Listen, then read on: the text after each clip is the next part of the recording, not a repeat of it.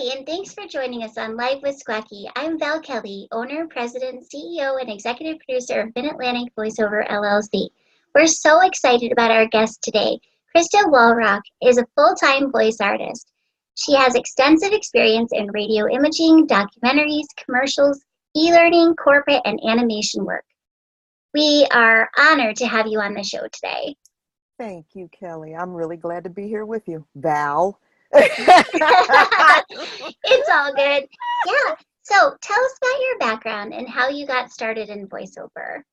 Okay, well, a lot of it, my background is in theater. So I've done a lot of community and professional theater. I want to say a lot, but I have done some touring in the past. I went to School for Creative and Performing Arts here in Cincinnati, Ohio in my younger years. And I didn't even know VO was a thing, to be perfectly honest. So it kind of found me through my husband eventually, because it was his dream to do voice acting, and he kind of dragged me along. And I thought, well, I'll hang with you and try to support you. And what happened was kind of like this explosive thing where all of a sudden I was getting hired. So I just didn't know it was a thing, and yet we listen to the radio and things of that nature all the time. So That's awesome. That's such a good start. And it's so cool that you've been in it with your husband and everything like that. You guys have kind of come on this journey together. That's so exciting. and he Cool. doesn't do it as much yet, but he does love it, and he is a huge support. So that's kind of fun. Yeah, he's definitely been in on a few of my character development sessions. So that's been really fun to see Yeah. the characters that he does too. That's fun. So what have some of your biggest successes in the voiceover industry been so far?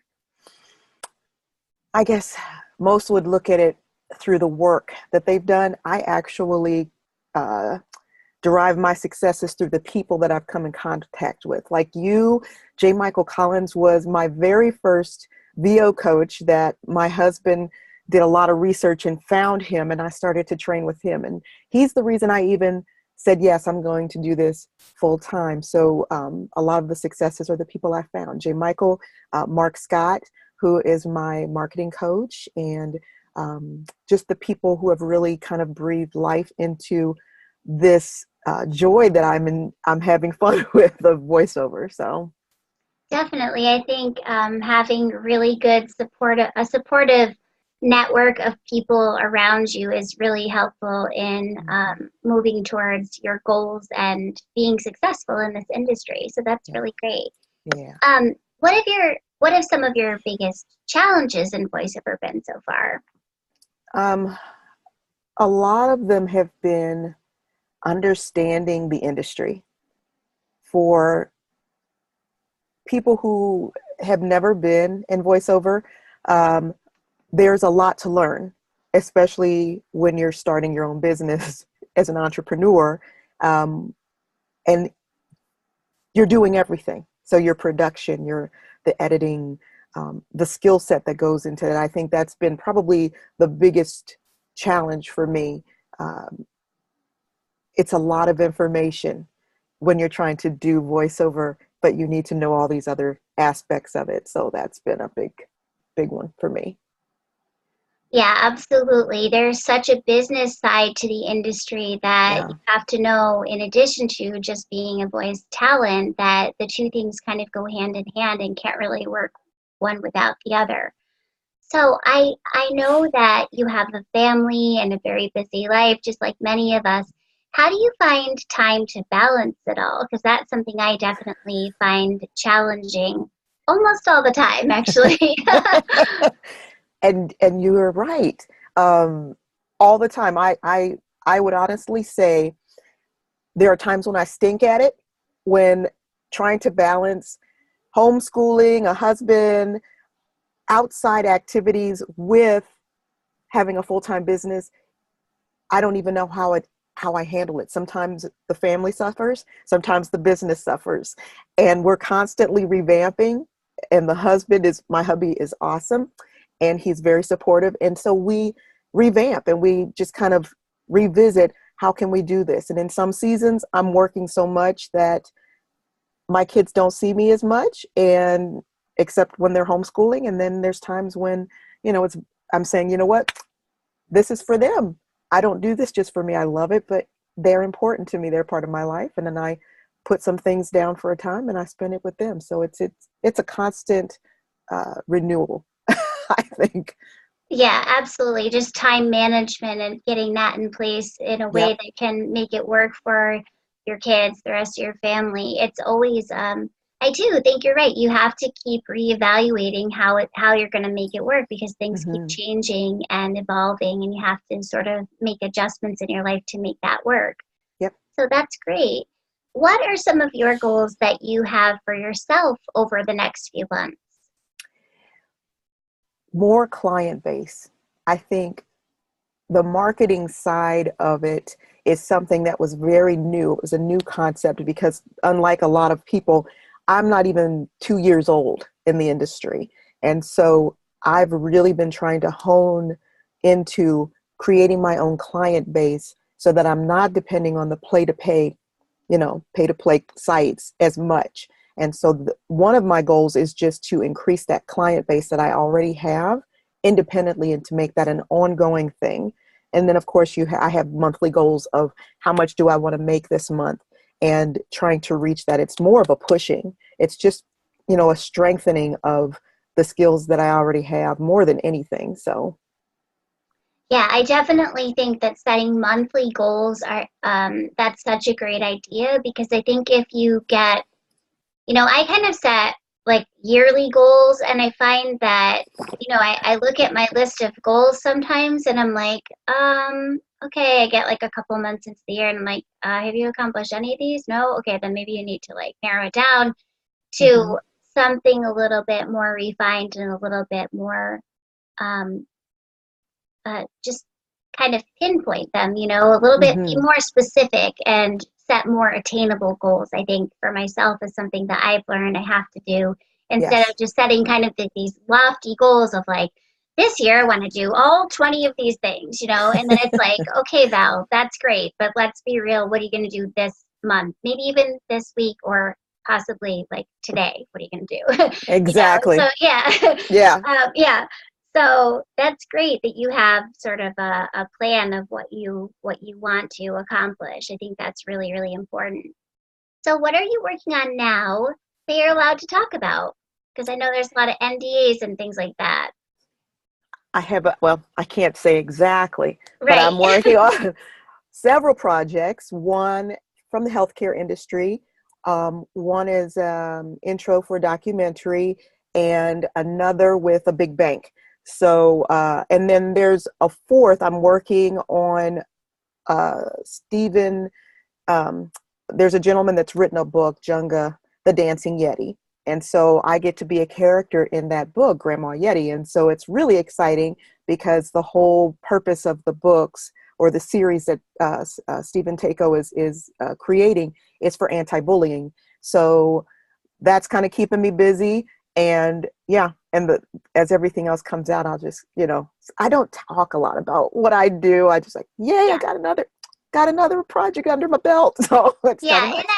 I think that's the norm for most voiceover kind of gigs that we get is that we can't talk about a lot of them because we do have, uh, NDAs. We can't talk about it. It's part of the contract with the client. Of course, you don't want to violate that. So it's always important to be really careful about that. But I think just in general, saying like, oh, I'm working on this type of project or that type of project is always kind of Yes. exciting. Mm-hmm. Um, so what are some marketing strategies you've used that have been successful for you that you can share with us?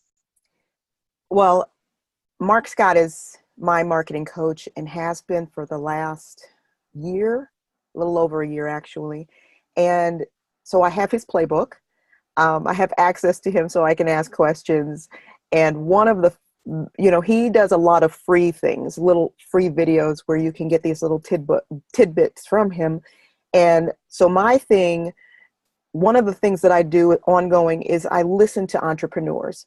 So in order for me to get in the mindset of who I want to be in voiceover and the success that I am trying to achieve is to enmesh myself with like-minded people, those who have already gone there, so that I'm working smarter and not harder.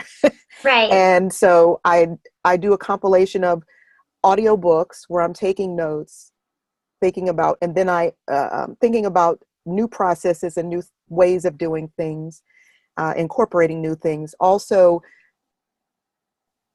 keeping specific type of people around me. So I like J. Michael Collins, Mark Scott, Everett Oliver, my coaches, these people that I enlist and that are training me to sharpen the skill sets I already have, or to create new ones. Scott Parkin is good for that. I want to get something new out of you. Good. I need that. I want to keep growing. And so a lot of the things that I do, marketing and all of that, all has to do with the entrepreneurial, the books that I read, and knowing that we grow to be like the people we're around.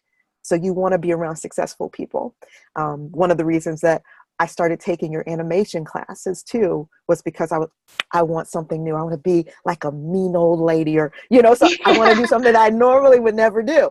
And so that's the type of thing that I do. Mm-hmm. That's awesome. And just expanding on that, you've talked about a couple of the great coaches that you've worked with. Is there any direction that you see yourself wanting to go in, and types, genres of voiceover that you haven't explored as much that you would like to see more work in? Because they say speak things into existence. So here's your chance to say what type of work you really want to do. Put it out there for all the agents and whoever listening, My two are animation, because of course I did voices as a kid. Now that I'm older, it's, I don't feel like I have limits. I mean, there'll be some, but I mean, I want to push past that. The other is the television narration. That's a dream of mine. I enjoy it. I listen to it more and more. I don't watch television, so of course I go online and I get audio, video, whatever.